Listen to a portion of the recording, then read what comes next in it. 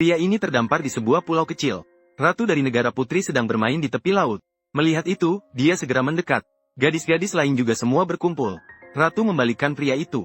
Menemukan bahwa itu sebenarnya seorang pria. Sudah lebih dari 20 tahun. Gadis-gadis itu pertama kali melihat pria yang legendaris. Dasuang terbangun oleh tawa gadis-gadis itu. Melihat wanita cantik di depannya. Dia pikir dia sedang bermimpi. Dasuang bertanya di mana ini. Ratu menjawab bahwa ini adalah Pulau Putri. Dasuang mengangkat kepalanya. Baru menyadari bahwa dia tidak sedang bermimpi. Dasuang dibawa ke dalam istana. Ratu meminta Dasuang untuk tinggal. Membantu semua gadis di pulau ini melanjutkan keturunan. Sehingga kekuatannya akan berlipat ganda. 3 hari tanpa tidur. Namun belum sampai sebulan. Dasuang ingin melarikan diri. Merasa kelelahan. Karena setiap hari ada lebih dari 10 gadis. Datang mencari Dasuang untuk menyelesaikan tugas. Sekarang Dasuang bersembunyi sebisa mungkin.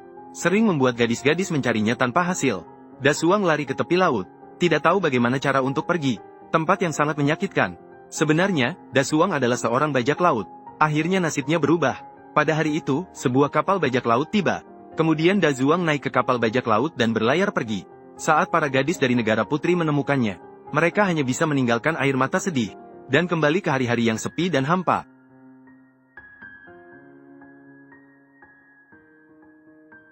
Baru saja memasuki hutan, mereka melihat jejak kaki besar. Para bajak laut yakin bahwa ada makhluk halus di pulau ini.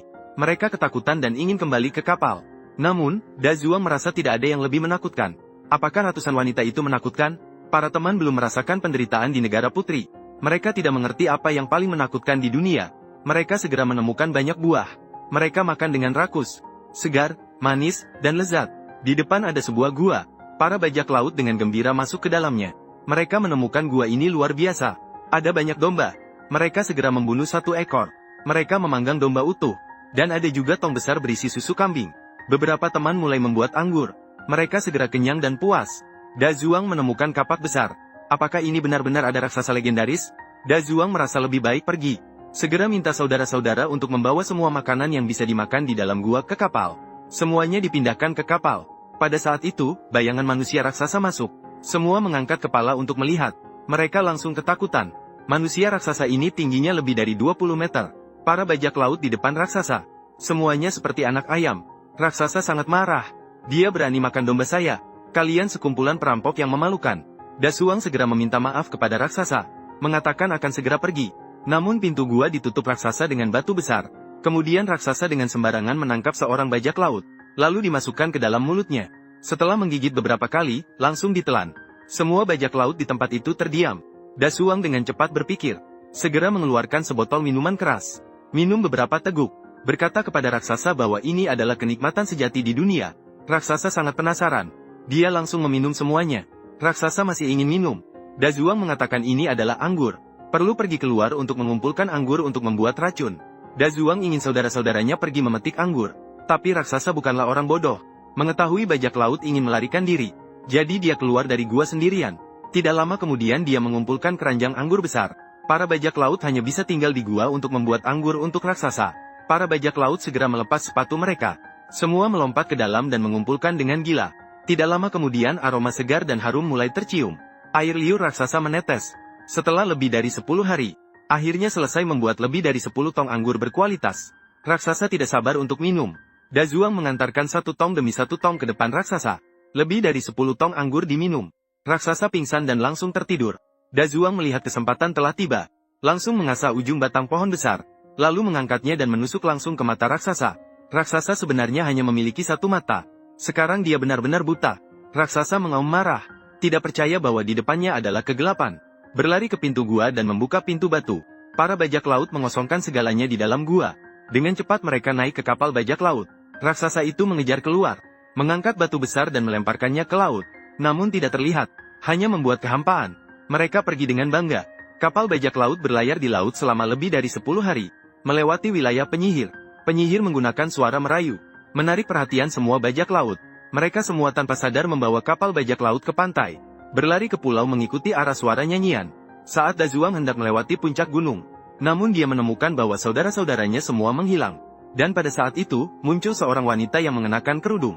Ternyata suara nyanyian berasal dari penyihir ini. Penyihir berkata, saudara-saudaramu, sekarang semuanya berada di istanaku. Saya harap kamu juga bisa ikut. Dazuang tidak terlalu percaya. Penyihir mengangkat kerudungnya. Dazuang langsung terpesona oleh kecantikan yang menakjubkan ini. Namun Dazuang masih ragu untuk menyetujuinya. Karena dia teringat akan hari-hari pahit di negara putri. Dazuang bertanya kepada penyihir, berapa banyak wanita di pulau kalian? Penyihir menjawab, hanya saya seorang wanita. Akhirnya Dazuang merasa lega. Saat Dazuang sampai di istana, dia tidak melihat saudara-saudaranya. Ternyata penyihir telah mengubah semua saudaranya menjadi babi.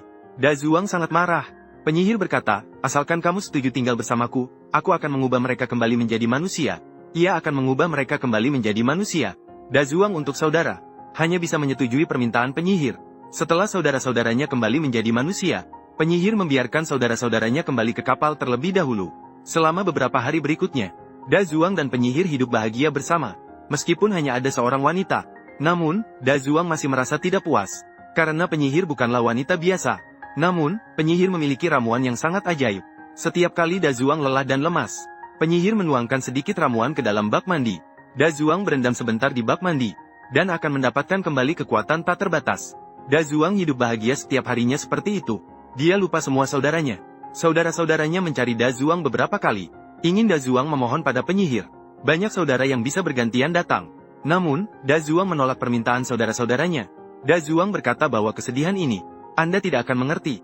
Biarkan aku menanggung kesedihan sendirian. Para saudara marah sekali, akan bertarung dengan Dazuang. Akhirnya berangkat dengan kapal bajak laut, meninggalkan Dazuang sendirian di pulau penyihir.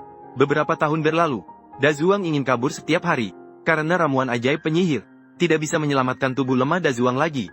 Akhirnya penyihir melihat Dazuang telah dieksploitasi abis. Tidak ada nilai yang bisa dieksploitasi, maka diganti dengan pria yang lebih tinggi dan berotot. Dazuang akhirnya membuat perahu dan meninggalkan pulau penyihir. Saat Dazuang kembali ke kampung halaman, meskipun baru 40 tahun, tapi terlihat seperti orang tua berusia 80 tahun. Dazuang seperti pengemis, tidak bisa meminta makanan. Wanita cantik tidak akan meliriknya lagi. Hari itu, Dazuang berjalan ke kuil, sedang memilih dewa. Jika seseorang bisa menggesek busur dewa ini, dan bisa menembak tembus 9 lubang dengan satu panah, akan langsung naik pangkat menjadi dewa langit. Semua petarung terkuat di dunia sudah mencoba. Tidak ada yang bisa menggesek busur ini. Dazuang juga mencoba. Tidak disangka bisa menggesek busur dengan mudah. Dan bahkan menembak melalui 9 lubang dengan satu panah. Ternyata Dazuang adalah keturunan dewa. Langsung mendapatkan kembali penampilan muda. Menjadi dewa langit yang dikagumi orang. Ketika Dazuang memiliki kekuatan dewa, dia tidak takut pada penyihir lagi. Dazuang ingin menghapus aib masa lalu. Maka dia mencari penyihir lagi. Di dalam istana penyihir, saat ini ada banyak pria. Dazuang tidak berkata-kata, dan membunuh mereka semua. Akhirnya penyihir tunduk sepenuhnya pada Dazuang. Air mata haru pun mengalir. Akhirnya menyadari bahwa hanya Dazuang. Itulah yang membuat seorang pria sejati. Sejak itu, Dazuang dan penyihir hidup bahagia bersama.